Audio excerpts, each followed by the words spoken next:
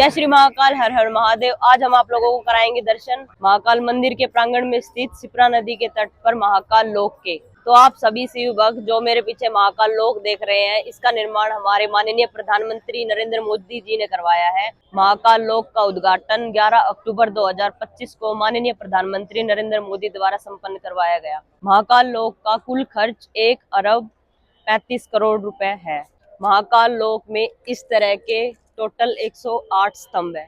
महाकाल लोक में 4 मानसरोवर गेट है पूरे विशाल, जो आप मेरे पीछे देख रहे हैं। तो ये है महाकाल लोक का मानसरोवर घाट, जहाँ पर शाम के टाइम 8 बजे डेली एक भव्य शो आरंभ किया जाता है। महाकाल लोक में भगवान शिव की लीलाओं का वर्णन किया गया है।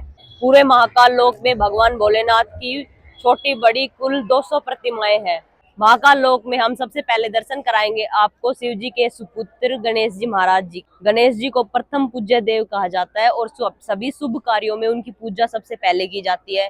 गणेश जी को विघ्नहर्ता और मंगल मूर्ति भी कहा जाता है। उनका बड़ा सिर ज्ञान, छोटी आंखें सूक्ष्मता, बड़े कान सुनना और उनका वाहन मुस्तक बुद्धि और विनम्रता का प्रतीक है। महाकाल लोक में एक बहुत बड़ा स्तंभ बनाया गया है, जो आप मेरे पीछे देख रहे हो, जिसके चारों तरफ सप्तऋषि की भव्य प्रतिमाएं बनाई गई है पूरे कॉरिडोर में।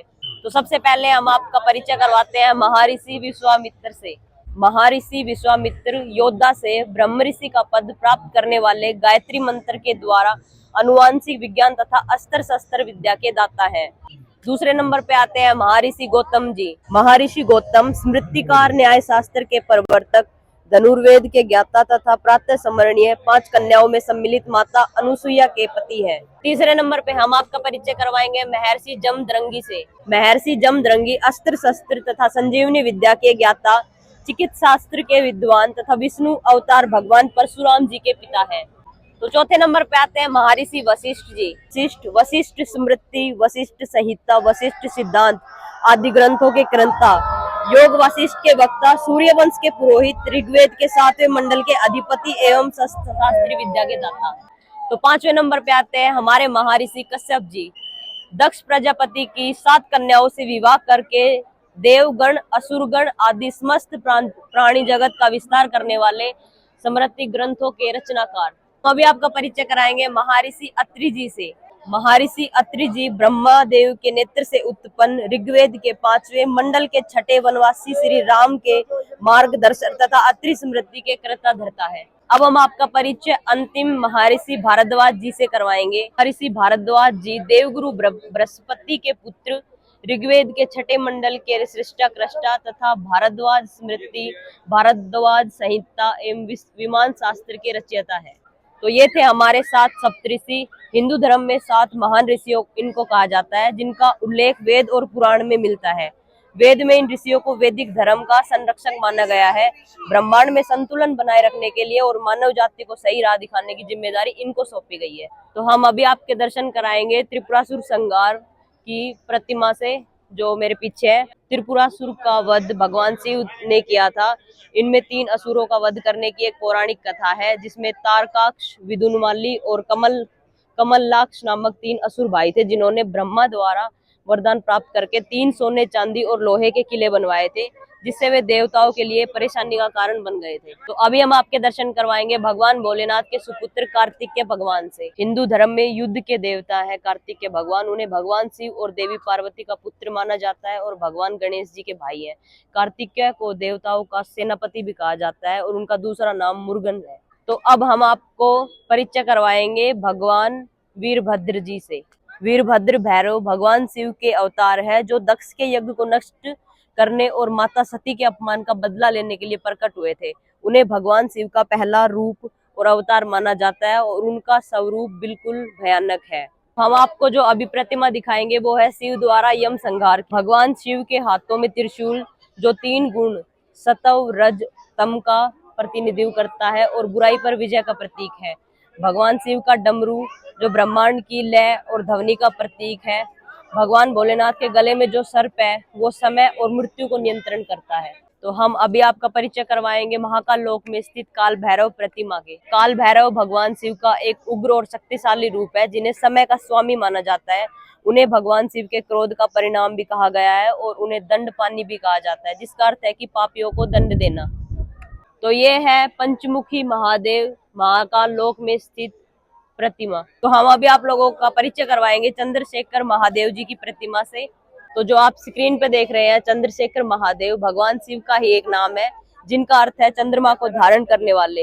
यह नाम भगवान शिव के मस्तक पर चंद्रमा सुशोभित होने के कारण पड़ा है।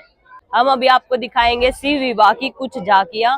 भगवान शिव का विवाह माता पार्वती के साथ हुआ था, जिसमें कहा जाता है कि उनका विवाह बहुत अनोखे तरीके से हुआ था, जिसमें सभी देवता, असुर और जीव जंतु शामिल थे। तो आप लोगों ने भगवान भोलेनाथ के सबसे बड़े भगत रावण के बारे में तो सुना ही होगा, जिन्होंने भगवान भोलेनाथ को अपने साथ ले जाने के लिए कैलाश पर्वत भी उठा लिया था। तो रावण रामायण के एक प्रमुख पात्र भगवान शिव के बहुत बड़े भगत थे। वो न केवल एक शक्तिशाली योद्धा और विद्वान थे, बल्कि शिव जी के प्रति उनकी भक्ति भी बहुत अनोखी थी। हम आपको बताएंगे समुद्र मंथन के बारे में। जैसा कि आप लोग देख सकते हो कि बाहर बारिश आ गई है, लेकिन हम आपको पूरा महाकाल लोक दिखाएंगे और पूरे के दर्शन करवाएंगे। समुद्र मंथन हिंदू पौराणिक कथा में एक महत्वपूर्ण घटना है, जिसमें देवताओं और राक्षसों ने मिलकर श्री सागर दूध का सागर का मंथन किया था। इस मंथन का उद्देश्य अमृत प्राप्त करना था, जो अमरता प्रदान करता है। तो हम अभी आपको दर्शन करवाएंगे भगवान भोलेनाथ की अर्धांगिनी शिव शक्ति महाकाली के। माँ महाकाली हिंदू धर्म के एक प्रमुख देवी है, जिन्हें शक्ति का रूप माना जाता है। वे दुर्गा का उग्र रूप है और बुराई अच्छाई की जीत का भी प्रतीक है। काली को समय, मृत्यु और परिवर्तन की देवी माना जाता है। तो मैं अभी आपको अपने दिल से अपने भोलेनाथ के बारे में कुछ बातें बताना चाहती हूँ, कुछ कहना चाहती हूँ। मेरे भगवान शिव, जिन्हें भोलेनाथ भी कहा जाता है, उनके बारे में सबसे अच्छी बात यह है कि वो बहुत दयालु और सरल है। वो किसी भी भगत की पुकार, चाहे वो किसी भी समुदाय, जाति या फिर धर्म का हो, उसकी तुरंत सुनते हैं और उनकी मनोकामना बिना उसके दिल के भाव जाने पूरी कर देते हैं। तो अभी मैं आप लोगों के दर्शन करवाऊंगी भगवान भोलेनाथ के अवतार शरद के, जो कि एक भयानक पशु के अवतार है। भगवान शिव का शरभ अवतार आधा सिंह और आधा पक्षी के रूप में एक प्रसिद्ध अवतार है। इस अवतार में भगवान शिव ने नरसिंह अवतार के क्रोध को शांत करने के लिए लिया था। शरभ अवतार में भगवान शिव नरसिंह से अधिक शक्तिशाली थे और उन्हें अपनी पूंछ में नरसिंह को लपेटकर उन्हें शांत किया था। तो अभी मैं आप लोगों को दर्शन करवाऊंगी मेरे भोलेनाथ के 11वें रुद्र अवतार पंचमुखी हनुमान जी के। हनुमान जी ने पंचमुखी रूप में अहिरावण का वध किया और भगवान राम लक्ष्मण को उनके चंगुल से मुक्त करवाया था। उनका यह रूप संकट का निवारण, भय से मुक्ति और सुरक्षा के लिए रखा जाता है। साथ ही भक्तों को यह सिखाता है कि जीवन में कितनी भी कठिनाई का सामना करना पड़े, हमें बिल्कुल दृढ़ संकल्प, बुद्धिमत्ता और समर्पण के साथ करना चाहिए। तो हम अभी आपको दर्शन करवाएंगे महाकाल लोक में स्थित मणिभद्र प्रतिमा के।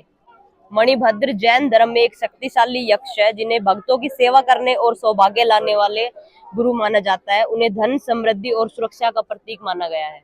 आप लोग मेरे पीछे देख रहे हो, वो है अशोक सेतु, जो कि महाकाल लोक में, महाकाल लोक और उज्जैन शहर को आपस में जोड़ता है।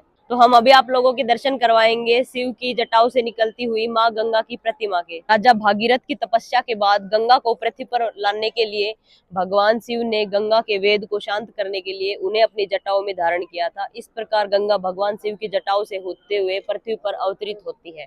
हम अभी आप लोगों के दर्शन करवाएंगे गजासुर श्रृंगार प्रतिमा के। नागा साधुओं के 17 श्रृंगार में से एक श्रृंगार गजासुर श्रृंगार है। यह श्रृंगार नागा साधुओं द्वारा महाकुंभ जैसे धार्मिक अवसरों पर किया जाता है। इसका मुख्य उद्देश्य अपनी दिव्य शक्ति का सम्मान करना और नकारात्मक ऊर्जा से सुरक्षा पाना है। तो अब है हम बिल्कुल महाकाल लोक के अंतिम चरण पे और आपको करवाएंगे सबसे लास्ट प्रतिमा के दर्शन। ये है महाकाल लोक की लास्ट प्रतिमा, ब्रह्मा विष्णु महेश। जैसे ही आप महाकाल लोक से बाहर आओगे, सभी शिव भक्तों के लिए बाथरूम, पानी की उत्तम व्यवस्था की गई है। तो आप लोगों को मेरी श्री महाकाल हर हर महादेव। तो कैसी लगी आप लोगों को मेरी ये यात्रा, मुझे कमेंट करके जरूर बताइएगा। तो मैं दिल से धन्यवाद करती हूँ और नमन करती हूँ हमारे देश के माननीय प्रधानमंत्री नरेंद्र मोदी जी को, जिन्होंने इतने भव्य और विशाल महाकाल लोक का निर्माण अपने नेतृत्व में करवाया। जय श्री महाकाल।